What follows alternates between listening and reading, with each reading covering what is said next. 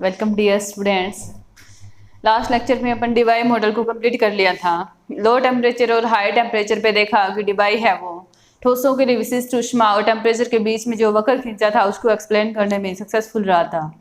High temperature पे अपना result आया था CV = 3R and low temperature पे रिजल्ट है वो डिबाई मॉडल से CV = TQ मिल गया था अपने को। ये पन्ने कैलकुलेट कर लिया। अब आपका एक टॉपिक बचा है बैरोमेट्रिक इक्वेशन, वायु दाब समीकरण। तो आज अपन उसको फिनिश कर लेंगे और आपकी यूनिट भी फिनिश हो जाएगी और फिर बचेंगे न्यूमेरिकल, जो न्यूमेरिकल बाद में देखेंगे। बैरोमेट्रिक समीकरण हेडिंग लगाइएगा वायु दाब समीकरण।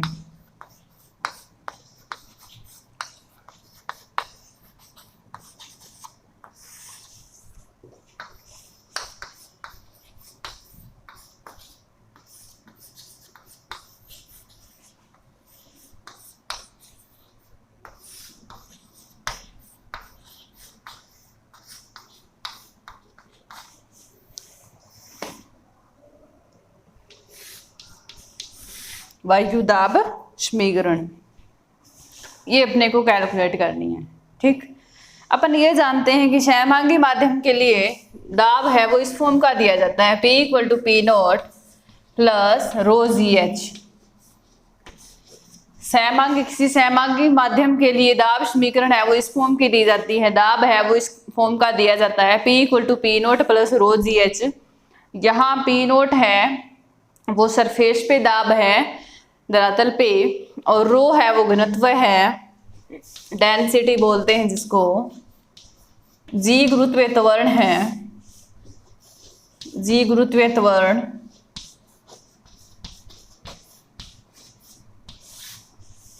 जिसकी वैल्यू 9.8 मीटर/सेकंड²।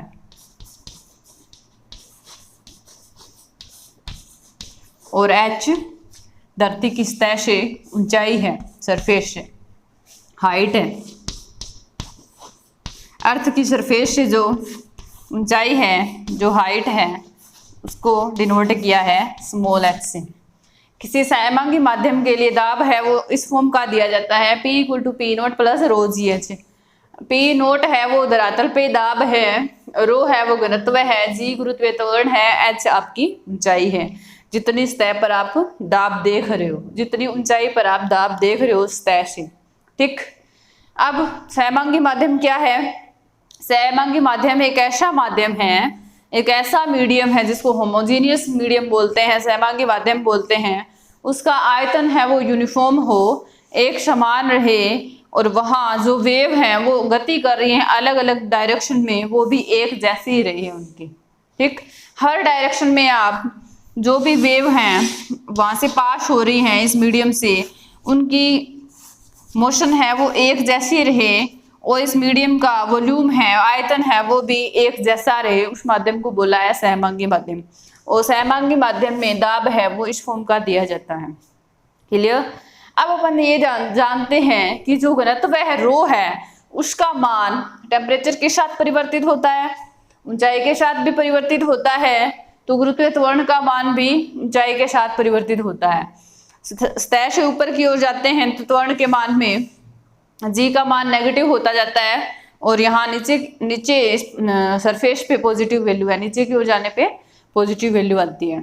ऊपर से नीचे आते हैं तो G का मान धनात्मक, और यहाँ नीचे से ऊपर की ओर जा रहे हैं तो G का मान ऋणात्मक होता है। और जो घनत्व है रो है, डेंसिटी बोलते हैं जिसको, उसका मान भी टेम्परेचर के साथ परिवर्तित होता है और ऊंचाई के साथ भी परिवर्तित होता है। अब अपन ऊंचाई के साथ इसका मान परिवर्तित हो रहा है, इसका मान भी परिवर्तित हो रहा है, तो इस ऊंचाई को भी परिवर्तित करें। ऊंचाई सतह से अपन ऊपर की ओर जा रहे हैं, हर पॉइंट पे आप देख सकते हो और ऊपर ऊंचाई भी परिवर्तित हो रही है। ऊंचाई परिवर्तित हो रही है, इन दोनों का मान परिवर्तित हो रहा है। ठीक, अब अपन ये मान लें अपनी तरफ से कि ये भाई कांस्टेंट है, ये कांस्टेंट है। मान लिया कि घनत्व और गुरुत्वीय त्वरण कांस्टेंट है।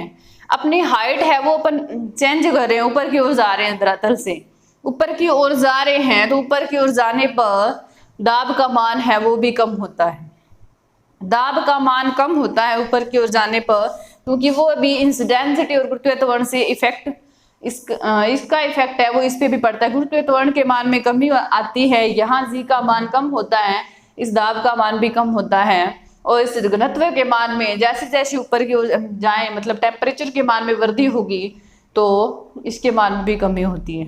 ठीक, मतलब टेम्परेचर से घनत्व प्रभावित तो हो रहा है, इस पे इफेक्ट आ रहा है, ऊंचाई से भी इस पे इफेक्ट पड़ता है, और गुरुत्वीय त्वरण के मान में ऊपर की ओर जाने पर कमी होती है, तो इन सब चीजों का इफेक्ट यहाँ दाब पर भी पड़ता है। अपन कोई भी वाई हाइट ले लें, तय से वाई ऊंचाई पर चले जाएं, हर जैसे जैसे ऊपर की ओर जा रहे हैं वाई बढ़ रहा है, वाई प्लस डी वाई होता जा रहा है। यहाँ से यहाँ तक वाई था, अब अपन यहाँ से यहाँ चले गए, मान लिया कि ये डी वाई ऊंचाई और थी, तो ये इस पॉइंट से यहाँ तक की कितनी हो गई, वाई प्लस डी वाई।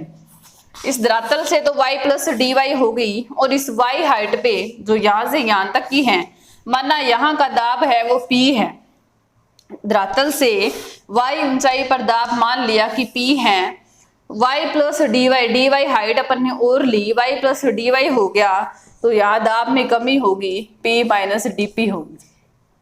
ठीक, जैसे जैसे अपन ऊपर की ओर जाते जाएंगे दाब में कमी होती जाएगी, तो dp अपॉन यहाँ, ये तो अपन ने एक फिक्स हाइट ले ली, कोई भी एक पॉइंट ले लिया, यहाँ अर्थ की सरफेस है, ये तो सरफेस है, यहाँ से अपन ने कोई भी एक h हाइट पे फिक्स कर लिया, ये तो अपन ने फिक्स करके देखा, तब सहमांगी माध्यम के समीकरण है वो इस फॉर्म की मिली थी, P equal to P naught plus rho G H. P naught यहाँ टेम्परेचर था, सॉरी प्रेशर था, दाब था, और रो जी एच डेंसिटी और जी की वैल्यू देखें, और यहाँ h कितनी हाइट है वो अपन ने मेजर करके इस सहमांगी माध्यम के लिए समीकरण इस फॉर्म की देती। अब अपन h है वो फिक्स न रखें, हाँ जैसे जैसे ऊपर की ओर बढ़ते जा रहे हैं तो हर पॉइंट पे dy y plus D Y height ले रहे हैं, ऊंचाई ले रहे हैं, तो P नोट तो फिक्स है भाई, यहाँ का प्रेशर है वो तो फिक्स है, तो ये वाली कांस्टेंट राशि हो गई, ये दोनों भी कांस्टेंट हैं, तो इसकी वैल्यू परिवर्तित हो रही है, इसकी वैल्यू परिवर्तित हो रही है, और इस घनत्व के साथ ये भी परिवर्तित हो रहा है ना, घनत्व है वो टेम्परेचर के साथ परिवर्तित हो रहा है, ऊंचाई के साथ भी परिवर्तित हो रहा है, गुरुत्वीय त्वरण नेगेटिव होता जा रहा है, इसका मान इस पे पड़ रहा है, यानी P है वो नेगेटिव होता जाएगा, P proportional to minus rho, negative sign क्यों आया, या फिर आप ऐसे लिख सकते हो rho proportional to minus P। पहले वो इक्वेशन लिखो आप ऐसे लिखना थ्योरी में है ना, कि वायु का नियत ताप है, गुरुत्वीय त्वरण g है, और y से y प्लस डी वाई ऊंचाई पर जाने पर दाब में कमी होती है, P से P माइनस डी पी, तो दाब परिवर्तन की दर ऊंचाई के साथ dp upon D Y equal to होगा माइनस रो जी।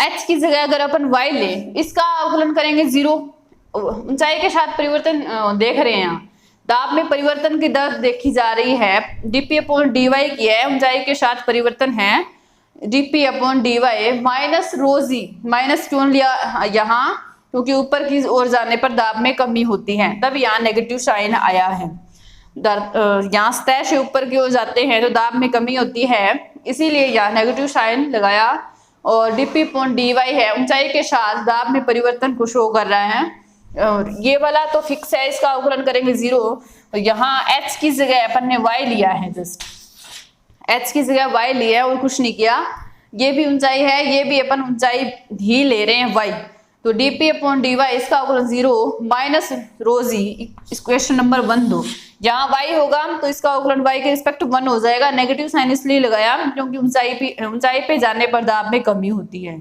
आप लिखना कि y से y प्लस डी वाई ऊंचाई पर जाने पर दाब परिवर्तन की दर है वो P से P माइनस डी पी हो जाता है, तब दाब परिवर्तन की दर है वो इक्वेशन 1 से दी गई। ठीक, अब इसके बाद आप लिखोगे यहां से rho proportional to minus P, rho proportional to minus P लिख सकते हो क्या, dp इक्वल टू यहां से लिखो dp equal to minus rho g और dy, यहां से नेगेटिव साइन इधर कर दो तो rho equal to minus d p, एक तरह से आप लिख सकते हो कि rho proportional to minus p, घनत्व के साथ दाब में किस तरह से चेंज आ रहा है वो यहाँ दिखाया है। इसको आप इक्वेशन नंबर 2 देना। और रो नोट लू में सरफेस पे बात करें तो वहां आप पी नोट आएगा दाब। इसको इक्वेशन नंबर 3। क्लियर? ये इक्वेशन मैं आपको फिर से बताती हूँ कि इस फॉर्म में कैसे लिखी है। स्टेप पे तो मैंने दाब लिखा, सहमांगी माध्यम के लिए दाब है वो P equal to P naught plus rho G H.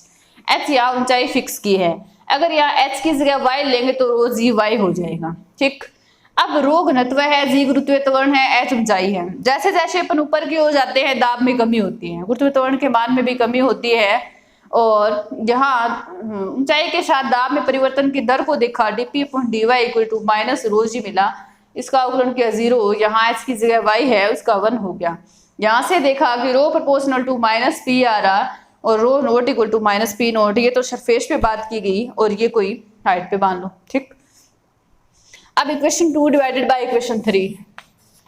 Equation 2 divided by equation 3, समीकरण 2 में 3 का भाग देने पर क्या मिला? Rho upon rho note, constant उठाएंगे दोनों में सेम कांस्टेंट ले सकते हो और नेगेटिव से नेगेटिव कैंसिल हो जाएगा तो P अपॉन पी नोट मिला अपने को। ठीक, P अपॉन पी नोट मिल गया। यहाँ से आप रो की वैल्यू कैलकुलेट करो, रो की value P upon P naught multiplied by rho naught. इसको दे लेना इक्वेशन नंबर 4। क्लियर? और एक काम और आप भी करना वो है ना, तो मैं आपको कहती हूँ कि अपने फ्रेंड्स में शेयर करो और चैनल को सब्सक्राइब करो अभी तक नहीं किया है, और वीडियो को लाइक कर दिया करो जिससे कि सामने वाले को थोड़ा अप्रिशिएशन मिले, मोटिवेशन मिलता है इन चीज़ों से, है ना। तो आप तो वो काम करते हो नहीं, मैंने आपकी 1 यूनिट कंप्लीट करवा दी। अब आपकी मर्जी है, क्लासेज अगर ऐसे रेगुलर रहनी चाहिए तो आप अपना काम कर लेना, अदरवाइज भाई पॉसिबल नहीं होगा मेरी ओर से तो। ठीक, क्योंकि हर किसी के टाइम की इतनी इम्पोर्टेंस तो होती है ही। मैं आपके लिए इतने एफर्ट लगा रही हूँ कि भी बच्चों की पढ़ाई कंटिन्यू रहे और आप वो 1-2 मिनट का काम होता है वो भी नहीं कर पा रहे, तो देख लेना जैसा आपको बढ़िया लगे वो कर ला। ठीक, यहाँ से मैंने रो की वैल्यू निकाली, फिर अब क्या करना है? डीपी अपॉन डी वाई अपन ने ऑलरेडी निकाल रखा है। यहाँ ये रो आ रहा है, इस इक्वेशन 4 को, इक्वेशन 4 में जो रो की वैल्यू है वो आपको यहाँ पुट करनी है। इक्वेशन 4 से वैल्यू है वो इक्वेशन 1 में पुट करने पर समीकरण 4 से मान समीकरण 1 में रखने पर, ऐसे लिखो, समीकरण 4 से मान समीकरण 1 में रखने पर क्या मिला वो देखो, DP upon D Y equal to minus rho की जगह वैल्यू डालिए P upon B naught rho naught G, ये आ गया। ठीक, अब P को यहाँ ले लेते हैं dP के साथ और dy को वहां भेज देते हैं, तो dP upon P equal to minus rho naught P naught G और dy, ये अपने सिंप्लीफाई करके लिख लिया। अब आप इक्वेशन को लिमिट दो, कहाँ से कहाँ आपको लिमिट कर देनी है। तो अपन जा रहे हैं 0 से y, अपनी सरफेस यहाँ है, यहाँ अपन 0 से स्टार्ट करें, किसी हाइट y पे जा रहे हैं, 0 से y पे जा रहे हैं, अपनी हाइट 0 से y पे जा रहे हैं अपन, यहाँ अपन सरफेस पे हैं, कोई y हाइट पे जा रहे हैं। तो यहाँ सरफेस पे टेम्परेचर कितना था P नोट और यहाँ पे P ले लिया, यहाँ सतह पे दाब था P नोट और y हाइट पे दाब है वो P है। तो यहाँ प्रेशर में तो आप लिमिट लगाओगे dP अपॉन P, इंटीग्रेशन की लिमिट P नोट और P equal to minus rho naught G P naught, ये तो कांस्टेंट अब आ जाएंगे इंटीग्रेशन से, और यहाँ 0 टू y। अब dP upon P 1/x dx upon x, 1/x का समाकलन करना है, log x होता है, तो यहाँ से मिला log P और आप समाकल की लिमिट लगाओ, और इसको मैं मान लेती हूँ कोई कांस्टेंट है ना, ये सारे कांस्टेंट ही है तो मैं इसको नाम दे लेती हूँ अल्फा, और dy का समाकलन y होगा, लिमिट पुट करेंगे तो y ही आएगा, जहाँ अल्फा इक्वल टू लिखना आप, जहाँ अल्फा इक्वल टू है rho naught g divided by P naught, ये आ गया। तो यहाँ ये भी वैल्यू डालो, लिमिट लगाओ, log P upper limit minus lower limit p upon P naught ही कर लेते हैं लोग। पी अपॉन एक बार पी पुट किया, एक बार पी नोट पुट किया, इक्वल टू आया माइनस अल्फा पी। अब लोग को मैंने इधर भेजा तो p upon P naught equal to e की पावर माइनस अल्फा वाई, और पी की वैल्यू क्या आई, पी इक्वल टू मिला पी नोट ई की पावर माइनस अल्फा वाई, ये मिल गया p equal to P naught e की पावर माइनस अल्फा वाई। ये आपकी बैरोमेट्रिक इक्वेशन है, वायुदाब समीकरण है। क्लियर? कुछ नहीं किया अपन ने, जस्ट सहमांगी माध्यम के लिए इक्वेशन लिखी दी। फिर ऊंचाई पर जाते हैं तो दाब में कमी होती है, और दाब में ऊंचाई के साथ परिवर्तन की दर को लिखा, उसका समाकलन किया था, सॉरी अवकलन किया था। फिर क्या किया था, फिर यहाँ पे टर्म है वो इधर उधर अपन ने एडजस्ट करके रो की वैल्यू निकाली थी, रो प्रोपोर्शनल टू माइनस पी लिखा, रो नोट माइनस पी नोट, फिर यहाँ से रो की वैल्यू पुट कर ली पहले वाले क्वेश्चन में, और जस्ट यहाँ से सरफेस से वाई हाइट पे जा रहे हैं, यहाँ प्रेशर पी नोट था, हाइट पे प्रेशर पी है, इंटीग्रेशन की लिमिट लगाई है, और p equal to P naught e की power minus alpha y, alpha की वैल्यू ये है। अब इसका मैं ग्राफ ड्रॉ करके और दिखा देती हूँ आपको कि किस फॉर्म का ग्राफ मिलता है, और यही आपकी वायुदाब समीकरण है। इसके साथ आपकी यूनिट फिनिश हो गई है, तो आप यूनिट को अच्छे से रिवाइज करो, पढ़ो पूरी यूनिट को एक साथ, और जो न्यूमेरिकल है वो न्यूमेरिकल लगाओ। यहाँ अपन ग्राफ खींचते हैं पी के और ऊंचाई वाई के साथ। पी अपना प्रेशर है, दाब है, पी से संवेग को भी लिखा जाता है momentum, P equal to M V, वो नहीं है यहाँ पे, ये दाब है। ठीक, अब यहाँ वाई के साथ पी का ग्राफ अपने को ड्रॉ करना है, तो पी अपने को मिला है पी नोट ई की पावर माइनस अल्फा वाई, इस फॉर्म का मिला है। अब देखो कि ग्राफ है वो किस फॉर्म का बनेगा, यहाँ जैसे जैसे वाई की वैल्यू चेंज करेंगे अपना ग्राफ है वो किस फॉर्म का मिलेगा, वो देखो।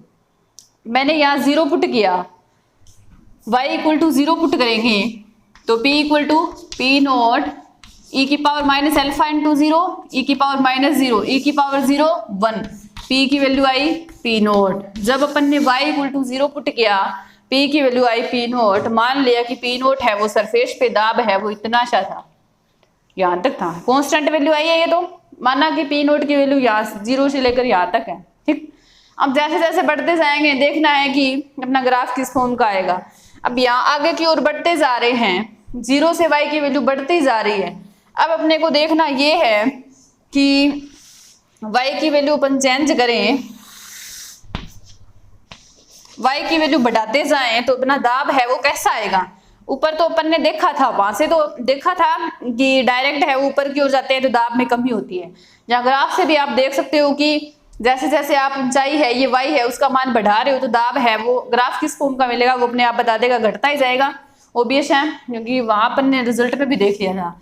अब y equal to infinity put कर लें, मान लिया कि बहुत ऊंचाई पर गए हैं अपन, y इक्वल टू इन्फिनिटी जा रहे हैं, तो p equal to P naught e की power minus alpha into infinity, e की पावर माइनस इन्फिनिटी हो जाएगा, p equal to P naught e की पावर माइनस इन्फिनिटी, और ई की पावर माइनस इन्फिनिटी की वैल्यू होती है 0, तो इसकी value 0, 0 multiplied something p equal to 0, यानी अपना ग्राफ है वो यहाँ से 0 की ओर जाएगा।